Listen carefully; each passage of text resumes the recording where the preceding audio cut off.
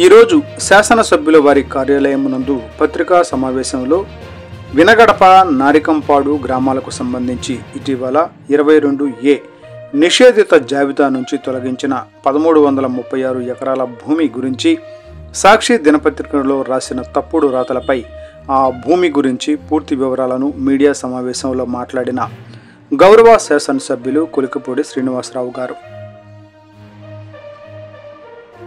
ఈ వార్త మెయిన్ పేజీలో ఈ స్థాయిలో రావటం చూసిన తర్వాత చాలా మంది ఏమనుకోవచ్చంటే ఏదో జరుగుతుంది, లేకపోతే మెయిన్ పేజీలో ఇలా ఎందుకు బ్యానర్ ఐటమ్గా వేస్తారు అని అనుమానం వచ్చే విధంగా వెళ్ళేశారు. పైగా ఇందులో ఏం రాశారు? ముఖ్య నేత సహకారంతో ఉత్తరాంధ్రకు చెందిన ఇద్దరు, కృష్ణా జిల్లాకు చెందిన ఓ టీడీపీ నేత పన్నాగం, ఎన్టీఆర్ జిల్లా వినగడపలో 1036 ఎకరాల దేవుడు భూమి నిషేధిత జాబితా నుంచి తొలగింపు అని ఈ వార్త సారాంశం. ఈ వార్త పచ్చి అబద్ధం. ఒక్కోసారి అబద్ధాలు రాసేటప్పుడు కూడా 1%, 2% నిజం ఉంటే మరికొన్ని అబద్ధాలు కలిపి వార్త రాస్తారు. ఈ వార్తలో 100% అబద్ధం. అక్కడ రాసింది ఏంటంటే గంపలగూడెం మండలంలో వినగడప పరిధిలో 1036 ఎకరాల దేవుడి మాన్యాన్ని ఏదో చేస్తున్నారని రాశారు. వాస్తవానికి వినగడప దగ్గర నారికంపాడు అనే గ్రామంలో 1036 ఎకరాల భూమి ఒకప్పుడు 1956 ఆంధ్రప్రదేశ్ ఏర్పాటుకు ముందు లేదా 1953 ఆంధ్ర రాష్ట్ర ఏర్పాటుకు ముందు గంపలగూడెం ఎస్టేట్లో భాగంగా ఉండేది. అంటే గంపలగూడెం జమీందారీ భూమి. ఆ గంపలగూడెం జమీందారీ భూమిని రాష్ట్రం ఏర్పడిన తర్వాత Andhra Pradesh Inam abolition and conversion into ryotwari act 1956, అలాగే Andhra Pradesh estates abolition and conversion into ryotwari act 1956. అంటే 1956లో ఆంధ్రప్రదేశ్ ఏర్పడిన తర్వాత ఆంధ్రప్రదేశ్ శాసనసభ భూ సంస్కరణ చట్టాల్లో భాగంగా తీసుకొచ్చిన 1956లో చట్టం జమీందారీ వ్యవస్థను రద్దు చేసింది.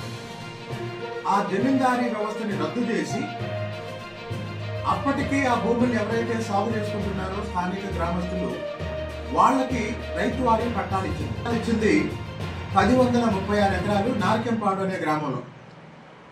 అయితే 2014లో రాష్ట్ర విభజన సమయంలో ఈ 1036 ఎకరాల్లో దాదాపు 500 ఎకరాలు ఖమ్మం జిల్లాలో భాగంగా తెలంగాణలోకి వెళ్ళిపోయాయి.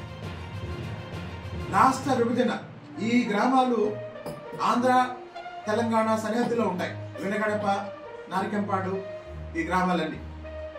కాబట్టి ప్రస్తుతం ఇప్పుడున్న ఆంధ్రప్రదేశ్లో ఇప్పుడున్న తిరువూరు నియోజకవర్గం గంపలగూడెం మండలంలో ఈ వినగడప, నారికంపాడు గ్రామాల దగ్గర ఉన్న భూమి 532 ఎకరాలు. ఈ 532 ఎకరాలు పట్టాభూమి, రైతువారీ పట్టాభూమి. ఇది దేవుడి మాన్యం కాదు, ఇది రైతుల పట్టాభూమి. మరి ఎందుకు దీని మీద తప్పుడు వార్త రాశారు? అసలు ఇందులో ఉన్న సమస్య ఏంటి అంటే, ఈ భూమిని రైతులకి పట్టాలు ఇచ్చేటప్పుడు 1036 ఎకరాలు రైతులకి పట్టాలు ఇచ్చే సమయంలో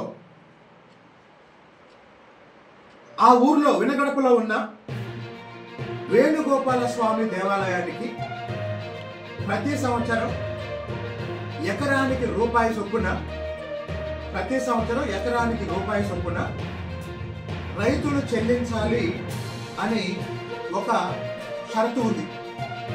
ఆ షరతు ప్రకారం 2014 వరకు, అంటే రాష్ట్ర విభజన జరిగేంత వరకు ప్రతి సంవత్సరం కృష్ణా జిల్లా కలెక్టర్ నుండి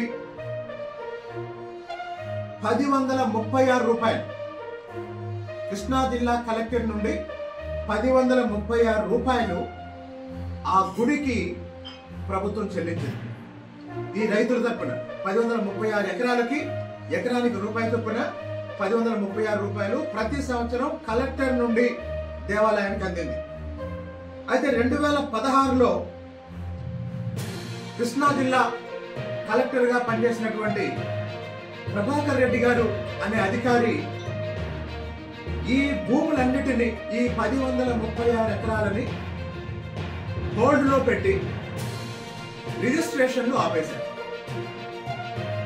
అంటే నుంచి ప్రతి సంవత్సరం వేణుగోపాల స్వామి దేవాలయానికి ట్రస్టిక్ అలవెన్స్ అని ₹1 చెల్లిస్తున్నారంటే ఇందులో దేవుడి భూమి లేదా దేవుడి మాన్యం లేదా దేవాలయానికి సంబంధించిన భూమి ఏదో ఉంది, దాని మీద పూర్తి విచారణ చేయాలి అన్న ఉద్దేశంతో ఆనాటి 2016 నాటి కలెక్టర్ ప్రభాకర్ రెడ్డి హోల్డ్లో పెడితే అప్పటి నుండి రిజిస్ట్రేషన్ ఆపేసి రైతులు, కొన్నవాళ్ళు, అమ్ముకునేవాళ్ళు అన్ని రకాలుగా ఇబ్బంది పడుతూ వస్తుంటే ప్రతి కలెక్టర్ని, ప్రతి సంవత్సరం కొత్తగా వచ్చిన ప్రతి కలెక్టర్ని రైతులు కలిసి దీని గురించి ఈ సమస్య పరిష్కరించమని అడిగితే 2019 నుంచి 2024 వరకు వైసీపీ ప్రభుత్వంలో ఎవరూ పట్టించుకోలేదు.